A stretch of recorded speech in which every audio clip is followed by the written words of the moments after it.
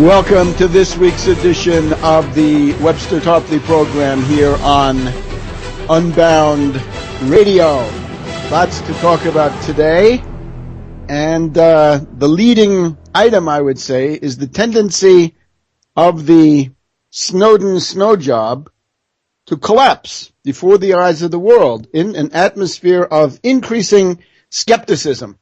And believe me, it is high time that one of these CIA limited hangout Psyops collapsed, that it were defeated. And that seems to be what we may have within reach, that this character will face his future amidst the climate of general indifference. Indeed, he would be very well advised to take the generous offer from Russian President Putin to live peacefully in Moscow and to stop his limited hangout psychological warfare operation. Stop trying to make trouble between the United States and Russia. Stop trying to make trouble between the United States and China.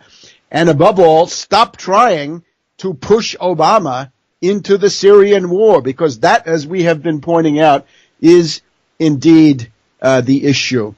In the course of the last week, we had Putin saying that this whole Snowden affair is like trying to shear a pig.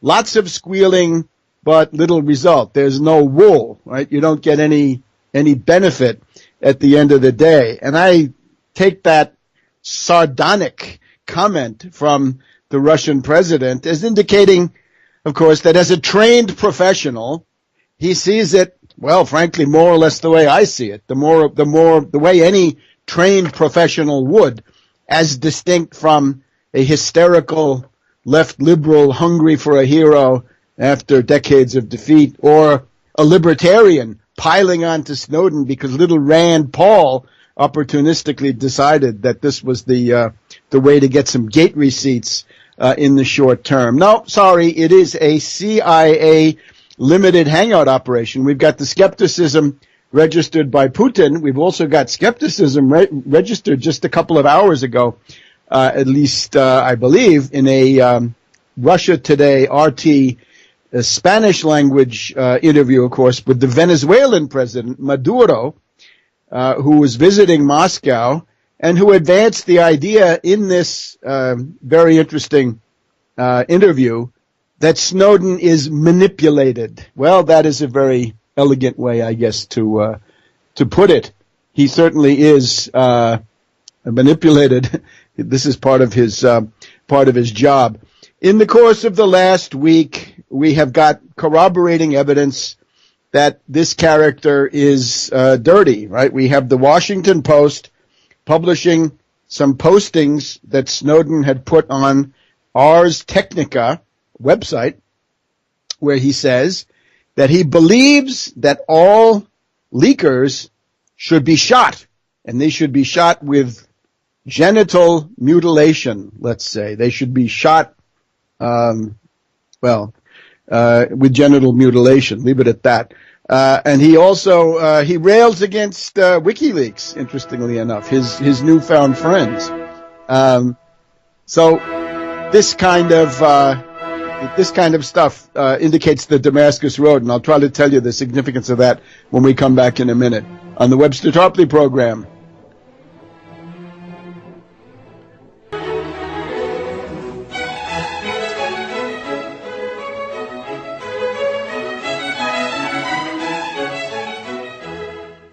Welcome back to the Webster Tarpley program here on Unbound Radio. Today is July 2nd, 2013. It's the second day at Gettysburg. Today is the day when the Fifth Corps of George Sykes was instrumental in pushing the Confederates first back across the Wheatfield Road, across Plum Run, the Valley of Death, within sight of Little Round Top, and then holding on to a position between Houck's Ridge and the Wheatfield into very late in the afternoon, and then they were forced to give up that position. They were driven back, had to retreat across the Valley of Death. But these people from the Fifth Corps had been earlier instrumental in deterring Confederate General Ewell from launching his planned attack on Culp's Hill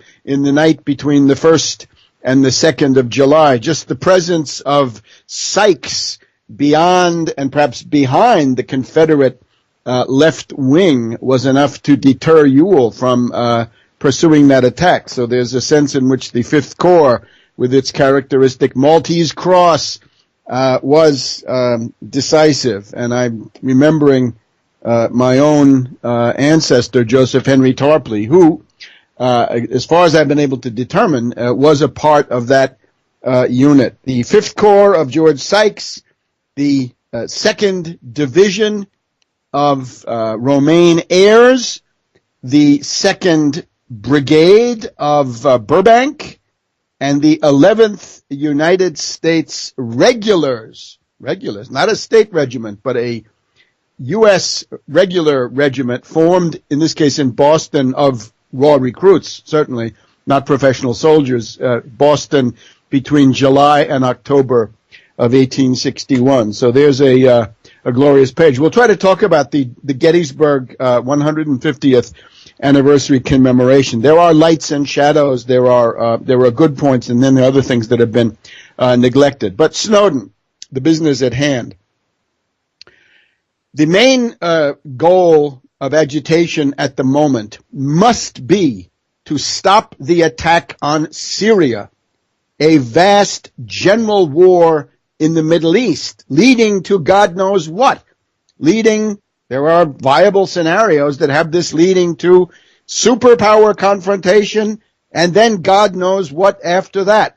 And I'm not in the business of loading on hysterical adjectives or preaching that the sky is falling, but that is an unlimited catastrophe that might well ensue. So the mobilization has to be hands off Syria, keep out of Syria, stop the war in Syria. But somehow, some people who didn't seem to care too much about 9/11 in the sense of getting the truth, they didn't really care if Afghanis were going to be killed, didn't care if Iraqis were being killed, they didn't care much if Libya was being bombed and 30 or 50,000 people killed, didn't care much if the U.S. and the British and the Israelis started a huge destabilization over in Syria, right, overthrew all the other governments in the Arab world. No, didn't care about that, but they care about their privacy. All right, fine. I guess it's, if you mobilize for anything, it's this. But the problem is that when we look at this cast of characters, the London Guardian slandered me not so many years ago on the issue of 9/11 truth. Also covered me, right? There are different factions. I mean, Charlie Skelton is there. Charlie Skelton's a fine fellow, but I'm afraid he's the minority, right? And the people who make that paper from day to day more or less express the views of the left wing of British intelligence, right there. They reflect the outlook of the left wing of MI6, and that is a bad deal. So they, along with Glenn Greenwald, what do we know about Glenn Greenwald? Glenn Greenwald supported the Iraq war during the entire relevant time. He might have turned against it when Obama came on the scene, but during the hot years of 04, 05, 06, perhaps into 07, Glenn Greenwald, not a peep against the Iraq war, and not a peep against Bush and Cheney. He basically abdicated to the superior judgment of Bush and Cheney. And his hostility to 9/11 truth was always there and expressed primarily in his embrace of the blowback thesis, and then that was it. Glenn Greenwald, who wrote these two articles that projected Snowden into the firmament of fame back on the 5th and 6th of June, about a month ago now, Glenn Greenwald is also reported to be an investor in a a pornographic enterprise in Brazil, about which the details are apparently on the internet. So that's according to published reports. And then we look at Snowden. somebody who wanted to join the special forces as a killer in 2004 and go to Iraq and kill people to make them free. And then in 2009 voiced his feeling that the whistleblowers should be executed. They should be shot with genital mutilation in the process. So what can we make of this? Well, remember, let's repeat it again. The conceptual approach is that there are 5 giveaways. There may be more, but these 5 generally suffice to do the job. The leaker, be it Ellsberg, Assange, or Snowden, becomes an immediate media darling. Now, as we're seeing now, the affection can then cool, but at the beginning, the launch phase of this thing is the media darling, right? The papers all lined up to print the Pentagon Papers. Assange had this media cartel of 5 or 6 of the top international newspapers, Le Monde and Der Spiegel and the New York Times and the Guardian, El País, I guess, on and on. He had all that. And then with Snowden, it was essentially the entire world media. So, an immediate media darling. The second point is, they don't tell you anything new. I'm sorry, he still has not told us anything new. If you were following Echelon back under Clinton, not even under Bush, but Echelon, the Anglo-Saxon conspiracy, right? The U.S., the British, Canada, Australia, New Zealand, and how that was spying on Europe, well, then you know all this stuff about the U.S. spying on Germany and so forth. So there's nothing new. There's nothing new in the Pentagon Papers that wasn't in the French press. And there's nothing new with Assange that was not already known. He added some pictures, that's true. The emotional shock of seeing the film of the atrocity is greater than reading an account, that's for sure. But other than that, nothing is added in terms of the factual picture. So with Assange, you got a whole series of things that you already knew. And you don't need to bow down and grovel for Assange because you knew all that stuff. You knew about Echelon, you knew about Trailblazer, you knew about warrantless wiretaps, the National Security Agency and the CIA. You knew, or you should have known. If you didn't know, I'm afraid you have to examine your conscience or your intelligence quotient or something similar. So that's number 2.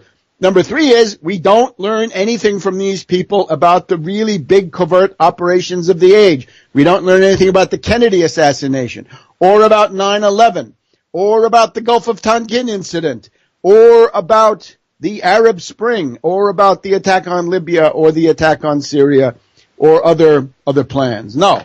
And the only people who get hurt in this are people that are on the CIA hit list, right? No Israeli, U.S., or British politician has been damaged in the least by this. Remember, at the end of 2011, it was Hillary Clinton's media advisor who told France 24 that no problems had been generated for the State Department by Assange because all his leak showed was the State Department doing good around the world, right? It was an advertisement for the State Department, and that is what Paolo Sarpi wrote about in 1620, the essay, it's a report to the Venetian Senate, Confutar Scritture Maledice, how you confute, how you refute slanderous writings, and you do it by saying something good while pretending to say something bad.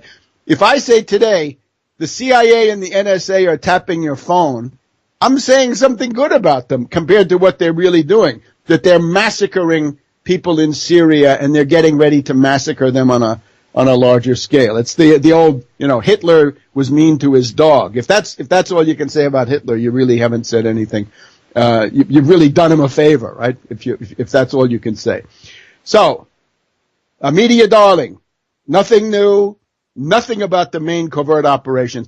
And the one that now comes into play is the Damascus Road conversion, where we've, of course, got Snowden, a warmonger in 2004, an enemy of leaks in 2009. And one of the listservs that I called attention to this, they said, oh, but you don't understand, that's part of his cover. Well, his cover, the real Snowden, will the real Snowden please stand up? How about if he had gone to Iraq in 2004 and started killing people? Would we just say, oh, that's just part of his cover, or or what? In other words, I'm afraid that what is operative here is a desire to be gulled, a desire to be duped, and this is bad news. So this, I submit, is in big trouble. This whole operation. Not only do we have Naomi Wolf and an immeasurable, at least, opposition among the left liberals, who I think have been burned once too many by these things.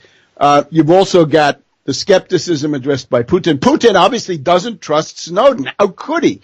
How can you trust anything that comes out of the American intelligence community? The American intelligence community knows very well that it will generate an opposition. They commit atrocities routinely. They know there will be an opposition. What is the obvious thing to do? Create the opposition yourself so that you can channel it in ways that do not threaten the essence of what you're doing, but only attack secondary, tertiary, quaternary, other, relatively unimportant aspects of it. So Maduro doesn't trust him, says he might be manipulated, and Putin doesn't trust him. And bravo, you shouldn't trust him with as far as you could throw this character. So he is now essentially hung out to dry, right? He's twisting in the wind in the transit lounge of Moscow airport, apparently according to some accounts of Anne Applebaum. It's a very dismal place, and the bars are not good, and the lighting is bad, and so forth. So the question now is, though, what happens? The thing that I would say to people is, if you've been agitating, as I have recommended and appealed to you to do, if you have gotten on Twitter and Facebook and on various comment pages, right, postings, if you've been on there attacking the credibility of Snowden, pointing out that he's a triple agent, that the surface is he's from the CIA, the NSA, then the surface changes and he becomes a whistleblower, a traitor, some kind of a foreign agent, whatever. The ultimate reality is he's still operating according to a CIA script. If you've been doing that, take some credit.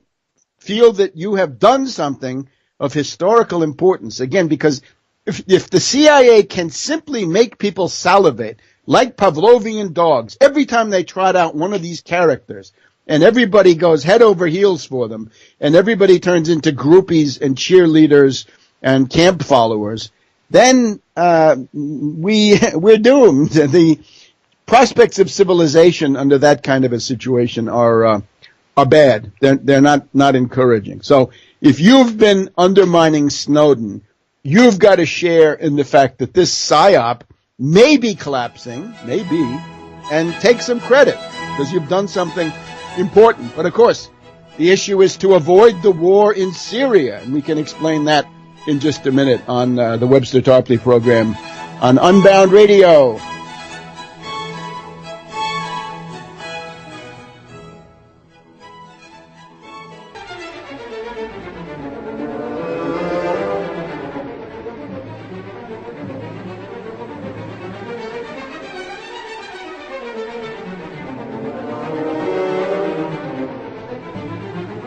Welcome back to the Webster Tarpley program here on Unbound Radio. And again, it's the 2nd of July, the second day at Gettysburg, 150th anniversary. The battle started yesterday, a little bit northwest of Gettysburg. Now the action on the second day has shifted to the famous Fishhook, Culp's Hill, Cemetery Ridge, down to Little Round Top, Big Round Top. And tomorrow, of course, we will have the Longstreet's assault, right? The Pettigrew assault, as they want to call it in North Carolina, but what you know as Pickett's Charge. And number of things to be said about this. One of the things that comes out of the commemoration is that Lee's army brought slavery. Make no mistake about it. It was the bringer of slavery. The Union Army, when it advanced, brought freedom for slaves, especially after the Emancipation Proclamation, but already before that, in terms of taking in fugitive slaves and in taking in slaves that were being used by enemies of the Union. That was already going on in the early to middle 1862. But after the Emancipation Proclamation of January 1st, 1863, the Union Army brought freedom for slaves. Where the Confederate Army went, and this was Lee going into southern Pennsylvania, Lee enslaved about 1,000 free black people, many of whom had never been slaves, who had lived free all their lives, and they were kidnapped and dragged down into the South because, despite what certain quacks and pseudo-historians of the libertarian brand in particular may want to say, the essence of the Confederate States of America was slavery, and that is what Alexander Stephens, the second in command, the vice president of the Confederacy, he says the basis of everything we do is our race theory, white supremacy, and the need for slavery as the natural order of things. You can also go and look at the various secession conventions of the various states and see what they talk about, right? When they say we're seceding, well, what's your beef, right? What's your complaint, right? Why are you leaving? Oh, because they're interfering with slavery and they're not returning our slaves. So the idea was not only did they want to have slaves for themselves, but they wanted to force other states to violate their own personal liberty laws, personal freedom laws, like Pennsylvania or Massachusetts, and return slaves once they had reached free territory. So when it came to states' rights for Pennsylvania or Massachusetts, no states' right. You got to send those slaves back, and you got to do it without a trial and essentially allowing these bounty hunters to go wild. So bad stuff. But it also shows the hypocrisy of the whole Confederate position, which was supposedly states' rights, but the only states' right that meant anything was their states' right to slavery. And that is what Seward talked about. You've seen him, David Strathairn, in the Lincoln movie. Seward's theory is the slave power conspiracy. In other words, if you're in the North at the beginning of the war, you're asked to fight not initially over slavery one way or the other, but to prevent a political faction based on slavery, the slave power conspiracy, from taking you over and essentially reducing your freedom by making you somehow a helper or a cog in this monstrous machine of slavery. So that's Seward. Very interesting. The Republican Party, 1860, their platform was a conspiracy. It was that there was a slave power conspiracy, and there was. So we'll get back to that too. I got less time in this segment than I had hoped. What we'll do in a minute is to comment on the significance of the merger of Snowden with Assange, because these have now joined together. It's like the Legion of Superheroes, right? It's, Batman and the Green Arrow or something have united. And what does this mean? Well, what it means is that all of the strictures and the analysis that I have advanced about Assange can now immediately be applied to his protege, his ally, his helper, his friendly rival, that is to say, Snowden. So we'll be looking at the Assange-Snowden or Snowden-Assange tandem and what this means. And it goes back to Cass Sunstein and the concept of cognitive infiltration, because that's what it's all based on. And we'll be back in a minute on the Webster Tarpley program here on Unbound Radio.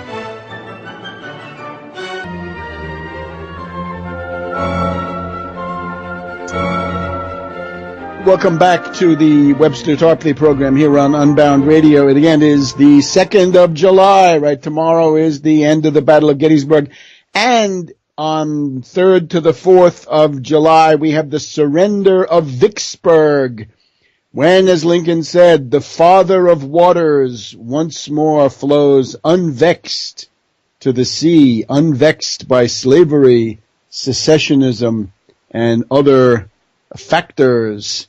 So bear that in mind, right? That's something to go and see, right? And both of these places are tremendous tourist destinations. And if you have kids, you want to show kids that history was real, take them and show them these places. So we're just finishing up with Snowden, and then move on to this question of the Syrian situation, which is really what this is all about. Remember that Snowden came forward on the same day as the fall of Coup, right? The 5th of June.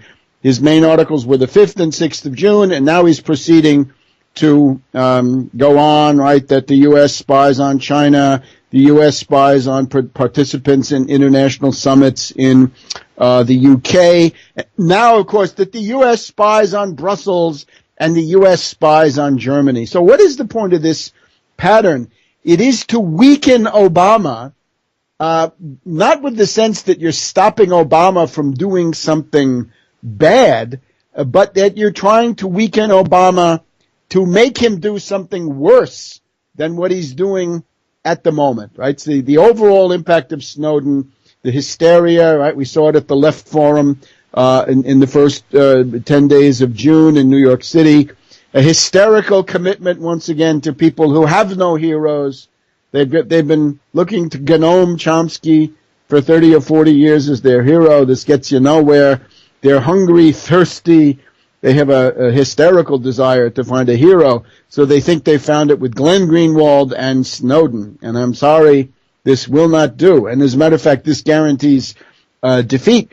So Obama, according to one probably doctored but maybe accurate poll, lost 18% of his youth support, right? Hits him really where it hurts. Because you couldn't do this to a Republican, because Republicans care little about this stuff in general. And now the stuff with Germany. So you're screwing up Obama's foreign support, right? Germany in particular was a huge reservoir of hysterical acolytes for Obama.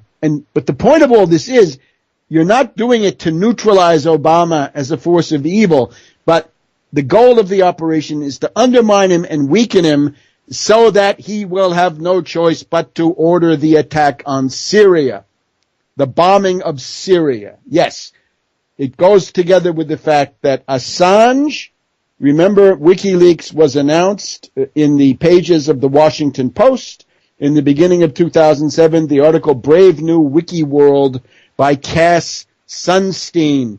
Cass Sunstein also wrote then in a separate article in a journal, the need for the cognitive infiltration and disruption of social movements and bodies of opinion that do not accept the official U.S. government accounts of these events. And those government accounts, of course, are dictated by the financier faction in Wall Street, which is where the actual initiative for these things lies. So we can now say that Assange, the practitioner of cognitive disruption and cognitive infiltration, has now merged his forces with those of Snowden. The more recent example, perhaps there's envy at work, but these are now essentially the same thing. So it is also important to hang on to this fact, right? You cannot continue with politics as usual when there has been an attempted coup d'etat, and I'm sorry, there was an attempted coup d'etat. On the afternoon of June 12th, very documented article by Jeffrey Goldberg on Bloomberg News, there was an attempt by John Forbes Kerry of Skull and Bones to launch the bombing. And I've mentioned before, the tradition is Kissinger back in October 1973 put the U.S. on nuclear alert worldwide without asking Nixon. Nixon was asleep. And even more dramatic, Al Gore in March of 1999 launched the bombing, ordered the bombing of Serbia to begin to prevent a peaceful solution which was being brought by the Russian Prime Minister Primakov. So this is real. And there are a couple of articles. One article in particular argues that, oh no, this is not true. The overtone is that it's an invention of the Israelis, that this whole story never existed, that the Israelis are trying to make Obama look bad. No, I don't see it that way at all. Goldberg is writing because he wants this to happen, and he's trying to show people how it could have happened, but it was stopped, and who should be blamed. In other words, it's a hit piece. He's saying we have this wonderful John Forbes Kerry of Skull and Bones who wanted to start the bombing. That's the Skull and Bones tradition. But he was stopped by this awful General Dempsey of those, military hacks and bureaucrats at the Pentagon who also seem to be cozied up to Obama, right? They're willing to go with Obama against the hegemonic Petraeus clique. So, don't believe that crap.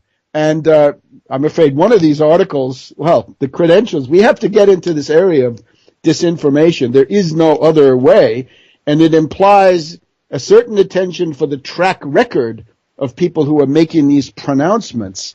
One prominent article which attempts to argue that there never was an attempt by Kerry to launch the bombing of Syria is written by someone who is reported on the internet very widely to be a Pentagon defense contractor himself. Secondly, to be a supporter, a personal friend. That's a personal friend of the former CIA director George Tenet.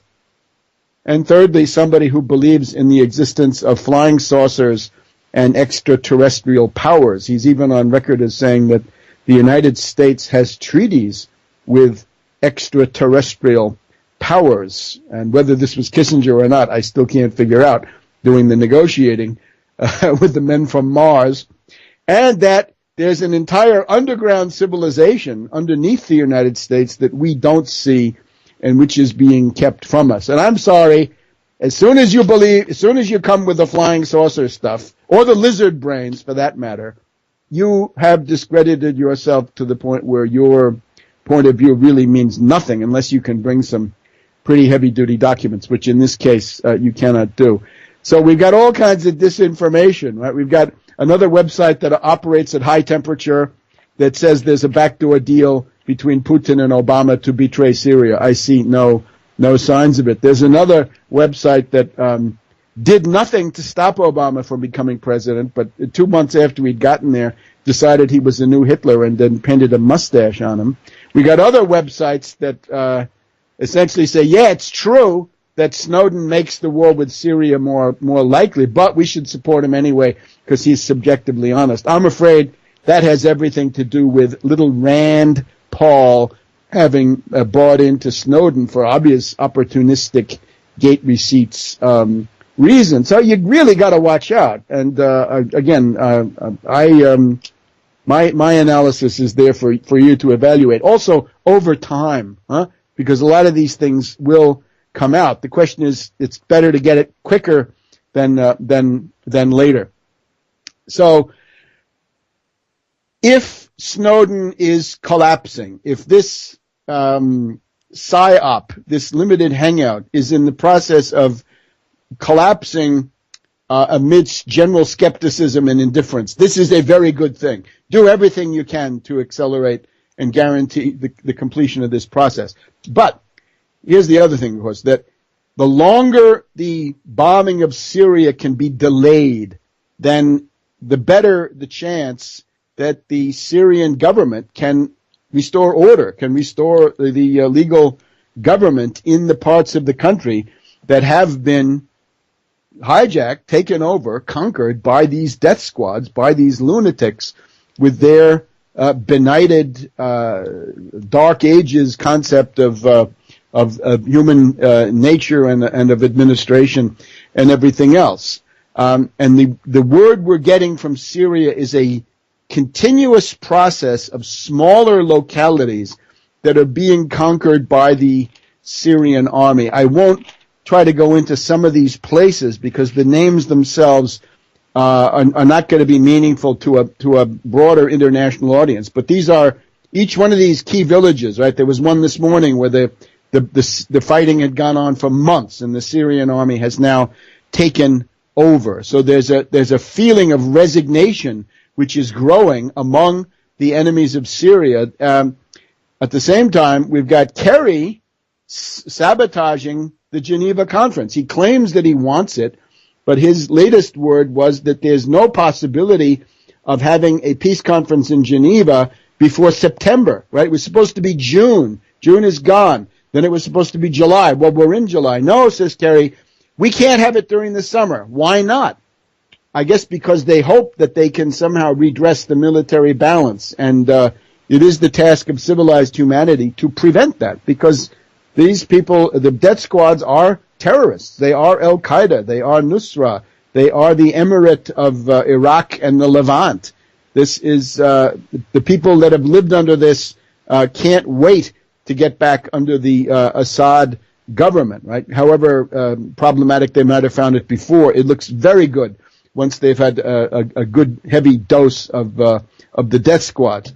So that is the situation. And that is why we oppose totalitarian measures. We're against wiretapping. We don't want the NSA and the CIA and so forth running wild. We don't believe in their theory of terrorism. We essentially reject the entire post-9/11 construct because we reject the 9/11 construct, right? There never was an attack coming from the outside, from anywhere outside. This was homegrown U.S. rogue network, Wall Street, and invisible government, parallel government, secret government, deep state, whatever you want to call it. The thing that brought you the Kennedy assassination, the Gulf of Tonkin, Iran-Contra, and so forth. It was always them. And right now, the thing to look at is Petraeus. Again, contrast the lionization in the media of characters like Ellsberg, Assange, and our dear friend Snowden. Compare that to Michael Hastings. Now, Michael Hastings, we're getting more and more reports that Michael Hastings was interviewing Jill Kelly, the woman of Arab origin who was a socialite in the social circle around the Tampa Central Command, right, among the officers and the officers' wives and the kind of genteel life that they try to carry on. Somewhat anachronistic, but this is what they do. So Jill Kelly was there, and she was being interviewed by Michael Hastings. He has told friends that he was being harassed by the FBI. The FBI was harassing his sources, and ultimately he hoped to prepare the greatest expose of the CIA that had ever been done. I would like to see people who are wasting their time on this character Snowden focus instead on something real, which is the tradition of the real whistleblowers, if you will. The Gary Webb of the San Jose Mercury News, dead, ruled a suicide. Very suspicious. This guy Hatfield, who wrote, I think it's called Fortunate Son, where he revealed that Bush, the younger, George W. Bush, had been a drug user, had been arrested, and had been forced to do community service. And now we've got Hastings going after the Petraeus clique. The Petraeus clique is where the action is, and the CIA. This is where attention should be focused, not on the darlings of the glitterati international media. Back in a minute.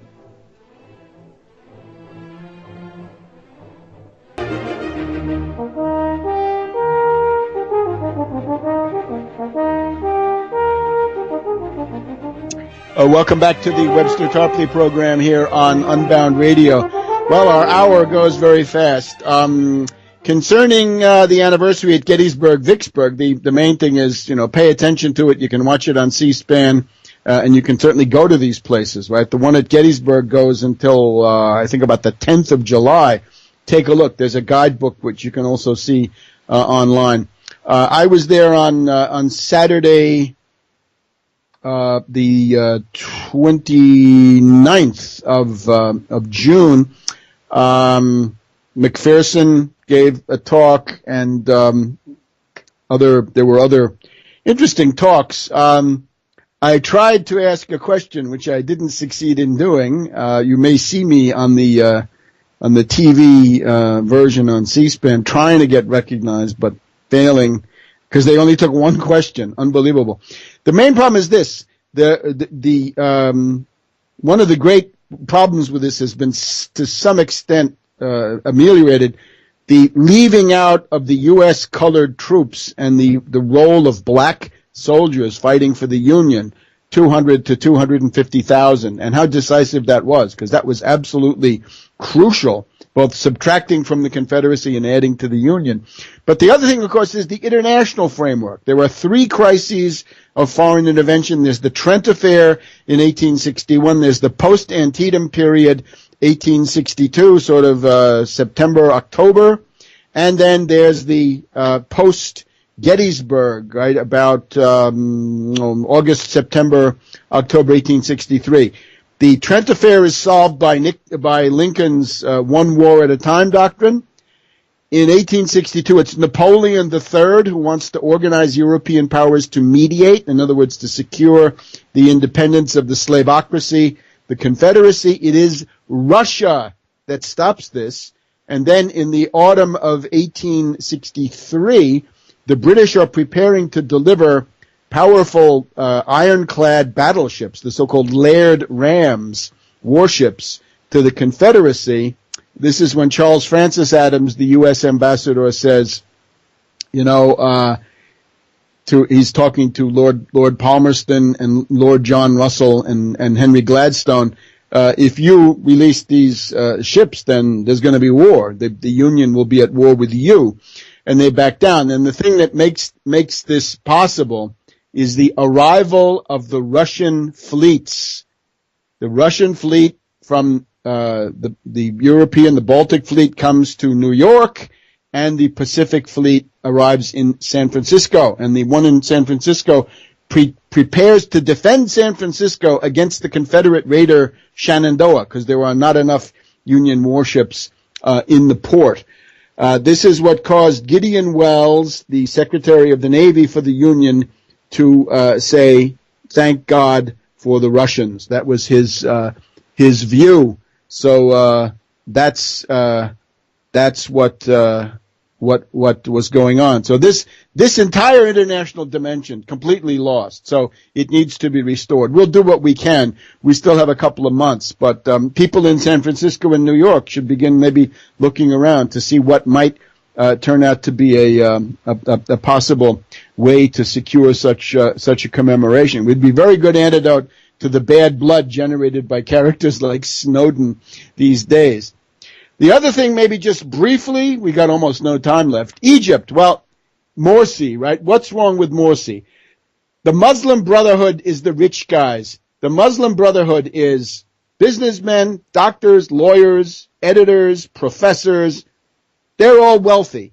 They do some social work, that's fine, but it's not the same thing. People want to have economic rights. The problem with the Muslim Brotherhood and Morsi, they capitulated to the International Monetary Fund. That was already last November. I told you in real time. They doubled the price of gasoline. They want to raise the price of food, cooking oil, household fuels, and all the rest of it. This is absolutely impossible. Anybody who does that in Egypt is asking for it, and now Morsi is getting it.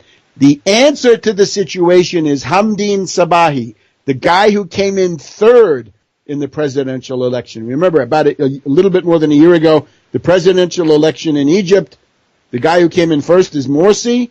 The second guy in the runoff was the army guy, a non-entity, and then the Nasserist Hamdin Sabahi, who got 21% of the vote. He got only 700,000 votes fewer than the army guy, who had that entire apparat working for him. So Hamdin Sabahi is the way to go. He's in the National Salvation Front. He is much better than these people like Amr Moussa or al-Baradei or any of them, right? Because those people have all been corrupted by Wall Street and the City of London. Hamdin Sabahi is the one I would like to direct your attention to him as a Nasserist capable of appealing to the better elements in the army. But his basic slogan is no to the Islamists and no to the IMF, no to the market fetishists. So that's the rundown on Egypt, and I'll be back next week here on the Webster Tarpley program. Keep in touch with me in the meantime at tarpley.net, Webster G. Tarpley Twitter feed, Webster G. Tarpley. See you next week.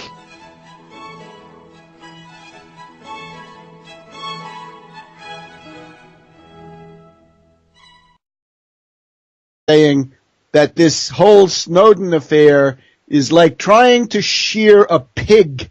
Lots of squealing, but little result. There's no wool, right? You don't get any benefit at the end of the day. And I take that sardonic comment from the Russian president as indicating, of course, that as a trained professional, he sees it, well, frankly, more or less the way I see it, the way any trained professional would, as distinct from a hysterical left liberal hungry for a hero after decades of defeat, or a libertarian piling onto Snowden because little Rand Paul opportunistically decided that this was the way to get some gate receipts in the short term. No, sorry, it is a CIA limited hangout operation. We've got the Skepticism registered by Putin. We've also got Skepticism registered just a couple of hours ago, at least I believe, in a Russia Today RT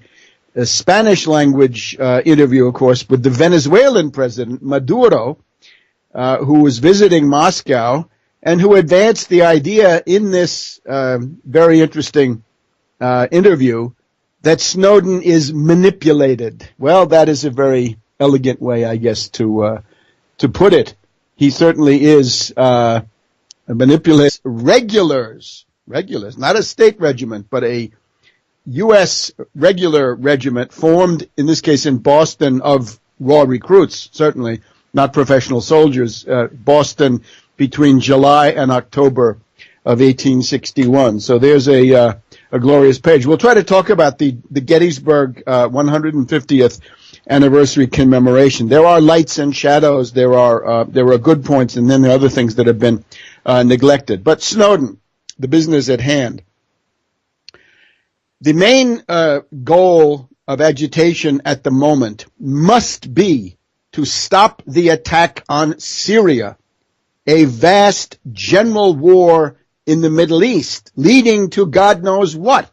There are viable scenarios that have this leading to superpower confrontation, and then God knows what after that. And I'm not in the business of loading on hysterical adjectives or preaching that the sky is falling, but that is an unlimited catastrophe that might well ensue. So the mobilization has to be hands off Syria, keep out of Syria, stop the war in Syria. But somehow some people who didn't seem to care too much about 9/11 in the sense of getting the truth, they didn't really care if Afghanis were going to be killed. This is part of his job. In the course of the last week, we have got corroborating evidence that this character is dirty, right? We have the Washington Post publishing some postings that Snowden had put on Ars Technica website, where he says that he believes that all leakers should be shot, and they should be shot with genital mutilation, let's say. They should be shot, with genital mutilation. Leave it at that. And he also, he rails against WikiLeaks, interestingly enough, his newfound friends. So this kind of stuff indicates the Damascus Road, and I'll try to tell you the significance of that when we come back in a minute on the Webster Tarpley program.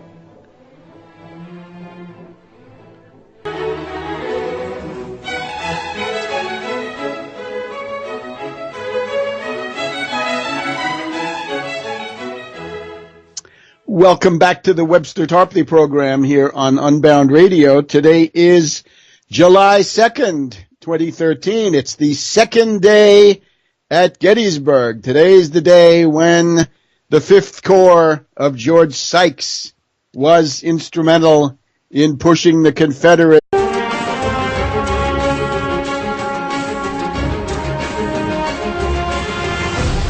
Welcome to this week's edition of the Webster Tarpley program here on Unbound Radio. Lots to talk about today. And the leading item, I would say, is the tendency of the Snowden Snowjob to collapse before the eyes of the world in an atmosphere of increasing skepticism. And believe me, it is high time that one of these CIA limited hangout psyops collapsed, that it were defeated. And that seems to be what we may have within reach, that this character will face his future amidst a climate of general indifference. Indeed, he would be very well advised to take the generous offer from Russian President Putin to live peacefully in Moscow and to stop his limited hangout psychological warfare operation. Stop trying to make trouble between the United States and Russia. Stop trying to make trouble between the United States and China. And above all, stop trying to push Obama into the Syrian war, because that, as we have been pointing out, is indeed the issue.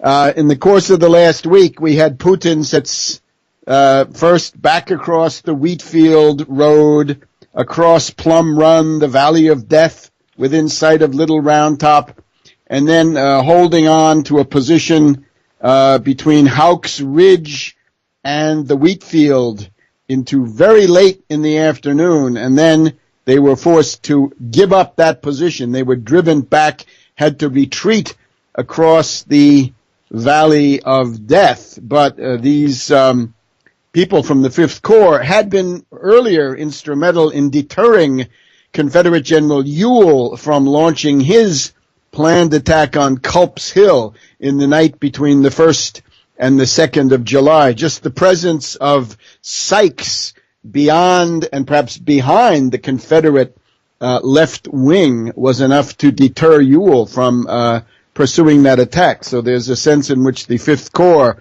with its characteristic Maltese cross, was decisive. And I'm remembering my own ancestor, Joseph Henry Tarpley, who, as far as I've been able to determine, was a part of that unit. The Fifth Corps of George Sykes, the 2nd Division of Romaine Heirs, the 2nd Brigade of Burbank, and the 11th United States